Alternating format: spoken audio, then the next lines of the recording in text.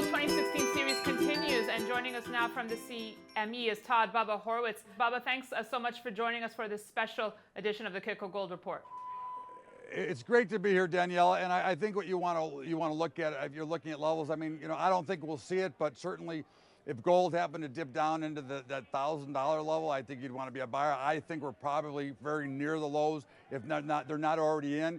I think silver right in here, I mean, again, when you look at the overall space, Danielle, you really have to say, what is my risk versus what is my possible reward? So that's what I would be looking for. Well, Bubba, let's take a closer look at gold. The metal down around 10% on the year.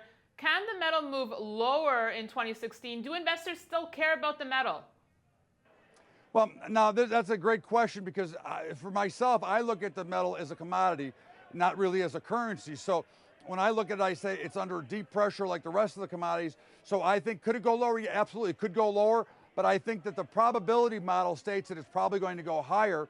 And then, of course, if you see some more fear and markets start to sell off, then the people that look at it as a currency will start coming in. So I think it's got a lot more value here than it's being priced at right now. I think the opportunities in gold are to the upside, especially if you're looking on a longer term horizon, which I think that's what we're trying to do here, is look longer term. So longer term, you want to be an owner of gold. And I think you should start, you start buying now where you start to accumulate a little bit. Well, Bubba, you mentioned it before, some analysts are still calling for sub 1,000 gold in 2016. Is this still a possibility here? You know what? I think there's always a possibility. But again, if we're going to go down another 4 or 5%, it doesn't concern me, because if I try to trade it from the short side, when we do get that short covering rally, and we know right now that there's a record amount of shorts out there right now. So as we go down, to me, it's more of a buying opportunity. Again, you have to look at the overall model from a probability basis. And yes, certainly prices can always go lower. There's no reason that it can't.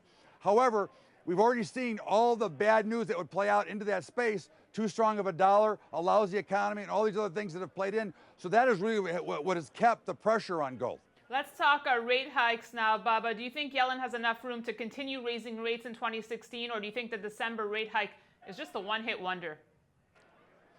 If it's at all, it would be only a one-hit wonder, in my opinion, and I don't really understand what they're trying to do. They have no credibility, so it's not a credibility issue. The prevailing theory here is that they're going to raise rates so they can lower them again if there's a problem. Well, why waste anybody's time? They're not going to raise them into the presidential election, and they're not going to raise them next year, because the bottom line is the economy itself is in very sad shape globally, not just in the United States. Bubba, happy holidays, and thanks for joining us for the Outlook edition.